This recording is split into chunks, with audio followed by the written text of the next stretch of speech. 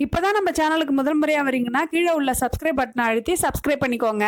பக்கத்துல உள்ள பெல் ஐக்கானை அழுத்தி ஆல்னு கொடுத்துக்கோங்க. அப்பதான் நம்ம போடுற வீடியோ தினமும் உங்களுக்கு கிடைக்கும். சரி வாங்க இப்ப நம்ம வீடியோக்குள்ள போகலாம். அரபு நாடு ஒன்றிற்கு வேலைக்கு சென்றிருந்த மாதவன் 2 வருடத்திற்கு பிறகு விடுமுறைக்கு ஊருக்கு வந்திருந்தான். அதை கண்டு அவன் மனைவி மாதவியும் அவன் குழந்தை தனுவும் மிகவும் மகிழ்ச்சி அடைந்தார்கள். அவன் இருந்த அந்த 1 மாதமும் அவர்கள் இருவருக்கும் அது பொற்காலமாகவே இருந்தது. மாதவன் தன்னுடைய மனைவி பிள்ளைக்காக ஒரு அழகான வீட்டை கட்டி கொடுத்திருந்தான். சில தங்க நகைகள் கூட ஊரிலிருந்து கொண்டு வந்திருந்தான். மாதவியை பார்த்து அக்கம் பக்கத்தினர் பொறாமைப்படும் போதெல்லாம் உள்ளூர மகிழ்ச்சி அடைந்தாள் அவள். புதிய வீடும் புதிய நகையும் வாங்கி தந்த கணவனை நினைத்து பெருமைப்பட்டு கொண்டாள். அவன் இருக்கும் வரையில் அவனை எல்லா வகையிலும் நன்கு கவனித்து கொண்டாள் அவன் மனைவி. இனி அடுத்த 3 வருடங்கள் திரும்பி வர முடியாது என்று அவன் சொல்லியதால் அவனுக்கு தேவையான பலகாரங்களையும் செய்து கட்டி கொடுத்தாள் மாதவி. அவன் ஊருக்கு கிளம்பும் நாள் வந்தபோது தானும் பிள்ளையும் விமான நிலையம் வரை வந்து வழி அனுப்புவதாக மாதவி எவ்வளவோ கெஞ்சி கேட்டாள். ஆனால் மாதவன் அதை மறுத்துவிட்டான். அதனால் வீட்டிலிருந்தே அவனை கண்ணீர் மல்க இறுதியாக கட்டிப்பிடித்து வழி அனுப்பி வைத்தாள் மாதவி. அவ்வளவு நாளும் தான் கேட்பதையெல்லாம் வாங்கி தந்த தந்தையை பிரிய மனமின்றி அழுது ஆர்ப்பாட்டமே செய்து விட்டிருந்தாள் தனுக்குட்டி. அவனும் மகளும் இறுதியாக நிறைய முத்தங்கள் கொடுத்து அங்கு போய் மிட்டாய் அனுப்பி வைப்பதாக அவளுக்கு ஆசை காட்டி அவளை சமாதானப்படுத்தினான். ஒரு வழியாக எல்லோரிடமும் விடை பெற்று கொண்டு மாதவன் புறப்பட்ட போது உருகி உருகி அழுது விடை கொடுத்தாள் மாதவி. மாதவன் சென்று 1 நாள் கழிந்தது. ஆனால் மாதவன் போய் சேர்ந்த தகவல் இன்னும் வரவில்லை என்பதை உணர்ந்த மாதவியின் மனம் பயத்தில் வேகமாக துடிக்கத் தொடங்கியது. அவனுக்கு போன் செய்தால் போன் சுவிட்ச் ஆஃப் என்று வருகிறது. இடையில் ஏதாவது பயணத்திட்டம் மாற்றப்பட்டு விமான நிலையத்திலேயே இருக்கிறாரோ என்ற சந்தேகம் ஏற்படவே அடுத்த நாளும் பொறுத்து பார்த்தாள். ஆனால் 2 நாட்கள் கடந்தும் அவனை காணவில்லை என்ற நிலையில்தான் காய்கறி சந்தையில் மாதவனுடன் வேலை செய்யும் குமாரின் மனைவியை சந்தித்தாள் மாதவி. அப்போது தனது நிலையை பற்றி விளக்கிய போது அவளும் உடனடியாக தன் கணவன் குமாருக்கு போன் செய்தாள்.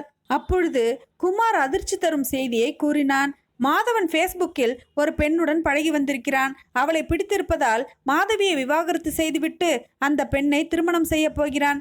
இனி திரும்பி அவன் வரவே மாட்டான் என்று சொல்லிவிட்டுதான் இங்கிருந்து சென்றதாக குமார் கூறினான். குமார் சொல்ல சொல்ல மாதவிக்கு கண்கள் இருட்டி கொண்டு வருவதாக உணர்ந்தாள். அப்படியே மயங்கி சரிய தொடங்கினாள். அவள் மயங்கி கீழே விழப்போவதை உணர்ந்த மங்கை மாதவியை தாங்கி பிடித்து கீழே இருத்தினாள். அங்கிருந்த யாரோ ஒருவர் தண்ணீர் கொண்டு வந்து மாதவியின் முகத்தில் தெளித்த போது கண் விழித்த மாதவி அழத் தொடங்கினாள். அவளின் அழுகையை பார்த்து மக்கள் கூட்டம் கூடியது. பின்னர் மங்கை மூலம் தகவல் அறிந்து மாதவனை திட்டியவாறும் மாதவியை கவலையுடன் பார்த்தவாறும் செல்லத் தொடங்கினார்கள். பின்னர் ஒரு ஆட்டோவில் மாதவியை அவளின் வீட்டிற்கு அனுப்பி வைத்தாள் மங்கை. வீட்டிற்கு வந்த மாதவி தனது தாயிடம் விவரத்தை சொல்லி அவரின் மடியில் விழுந்து அழத் தொடங்கினாள். அதேவேளை இந்த தகவலை அறிந்த அக்கம் பக்கத்தினர் சிலர் மனதிற்குள் மகிழ்ச்சி அடைந்தனர். இந்த 1 மாசமா அந்த புருஷனும் பொண்டாட்டியும் என்ன ஆட்டம் ஆடுனாங்க. இவளுக்கு இதுவும் வேணும் இன்னமும் வேணும். இனி சாப்பிட வழி இல்லாம திரியட்டும், அப்பதான் இவ அடங்குவா என்று அக்கம் பக்கத்தினரும் சொந்தக்காரர்களும் பேசிக்கொண்டனர். நீண்ட காலத்திற்கு பின் வந்த கணவனுடன் மகிழ்ச்சியாக இருந்தது ஒரு குற்றம் போல் அக்கம் பக்கத்தினர் முணுமுணுத்து கொண்டு போன போது மாதவியின் மனம் சுக்குநூறாக வெடித்து கொண்டிருந்தது. ஆனாலும் அவளின் வேதனையை புரிந்து கொள்ளாமல் அவளுக்கு ஆறுதல் கூறுவது போல அவர்கள் வந்து சென்றார்கள். மாதவி இப்பொழுது தன் வாழ்வில் வெறுமையை உணர்ந்தாள். அப்பா இன்னொருத்தியுடன் ஓடி போனது கூட தெரியாமல் ஏமா அழறீங்க என்று தனுக்குட்டி கேட்டுக்கொண்டிருந்தாள். நாட்கள் நகர்ந்த போது வெளியே செல்வதற்கு கூட பயந்தாள் மாதவி. அதையும் மீறி மகளை பள்ளிக்கு அழைத்து சென்ற போது அங்கு வந்த பெற்றோர்களின் கேள்விகளும் அதற்கு பதில் சொல்லியும் பாதி செத்து போனாள் மாதவி.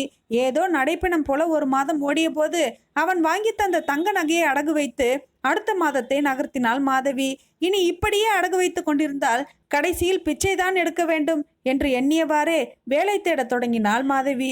கிடைக்கும் கூலி வேலைகளுக்கெல்லாம் போகத் தொடங்கினாள். ஆரம்பத்தில் காயங்களும் கொப்பளங்களுமாக நிறையவே துன்பப்பட்டாள். இனி வலிகளையும் வேதனைகளையும் மகளுக்காக தாங்கித்தான் வாழ வேண்டும் என்பதை உணர்ந்தவளாக இப்போது வறுமையில் வாழ்ந்து கொண்டிருக்கிறாள் மாதவி. பாவங்க இந்த பொண்ணு மாதவி தன் கணவன் மேல உள்ள அதீத பாசத்தாலையும் அதீத நம்பிக்கையால தான் அவன் வெளிநாட்டுல இருந்தாலும் அவன் மேல நம்பிக்கையோட வாழ்ந்துகிட்டு இருந்தா. ஆனா மாதவன் தன் மனைவியோட நம்பிக்கையெல்லாம் சுக்குநூறா உடைச்சிட்டான். இப்ப அவஸ்தைப்படுறது என்னமோ மாதவியும் அவளோட குழந்தையும் தான்.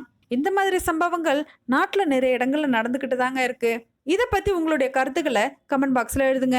இந்த கதை உங்களுக்கு நிச்சயம் பிடிச்சிருக்குன்னு நினைக்கிறேன். இந்த கதை பிடிச்சிருந்தா லைக் பண்ணுங்க. இந்த கதையை உங்கள் ஃப்ரெண்ட்ஸ் அண்ட் ஃபேமிலிஸ்க்கு மறக்காமல் ஷேர் பண்ணுங்க. மேலும் இது போன்ற கதைகளை கேட்க நமது கதைகளின் ராணி சேனலை சப்ஸ்கிரைப் பண்ணிக்கோங்க. நன்றி, வணக்கம்.